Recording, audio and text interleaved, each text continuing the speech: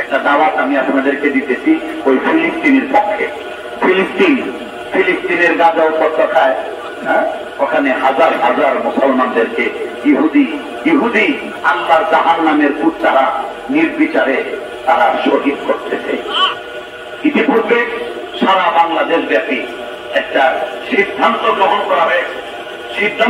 করা হয়েছে খাজা বাবা এমএ মসলকের, খাজা বাবা শম্ভুগঞ্জের যত মসলক আছে, যত দরবার আছে, আটরশি চন্দ্রপাড়া প্যারাডেকপাড়া সহ সকল মসলক এই নকশবন্দিয়া, মুজাদ্দিয়া, চিশতিয়া, কাদেরিয়া সহ আহলে সুন্নাত ওয়াল জামাতের সকল ব্যক্তিবর্গ যারা দয়াল নবীজিকে মহব্বত করেন, যারা দয়াল নবীজির মহব্বতের পাগল, সকল সুন্নি জনতা, সকল তরিকতপন্থী, বেতরিকতপন্থী সকল মুসলমানের জন্য, যারা ইসলামকে মহব্বত করেন, ইসলামকে ভালোবাসেন, সকল মুসলমানের উচিত অন্তত ফিলিস্তিনির ওই গাজা অধিবাসীদেরকে সমবেদনা জানানোর জন্য একটা লং মার্চ করা।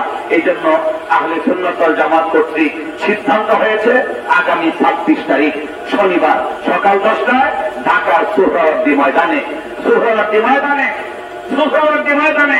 মার্চ ফর গাজা উপত্যকার উদ্দেশ্যে মার্চ হবে। ওখানে লাখো জনতা আমরা একত্রিত হয়ে দরুদ মিলাদ কিয়ামের মাধ্যমে আমরা আল্লাহ পাকের দরবারে ফরিয়াদ জানাবো, হে আল্লাহ তুমি গাজা, ফিলিস্তিনের গাজা সহ সারা বিশ্বের মুমিন মুসলমানদেরকে হেফাজত করো।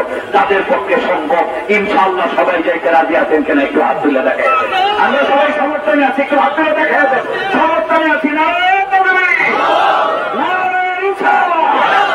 এই দাওয়াত আমি আপনাদেরকে দিলাম কারণ খাজা বাবা, খাজাবাজি, জামালপুরি, শম্ভুগঞ্জি মাদ্দাদিল্লাহুল আলী উনি খুব সমবেদনা, খুব দুঃখ প্রকাশ করেছেন, হর হামেশা দোয়া করতেছেন এবং ওই মাঠপট গাজা এর জন্য তিনি দোয়া করেছেন এবং বলেছেন সকলেরই উচিত এই দোয়া, বিশেষ দোয়ার অনুষ্ঠানে অংশগ্রহণ করা। আল্লাহ পাক যেন আমাদের সকলকে তৌফিক দেন, সকলেই বলি আমিন।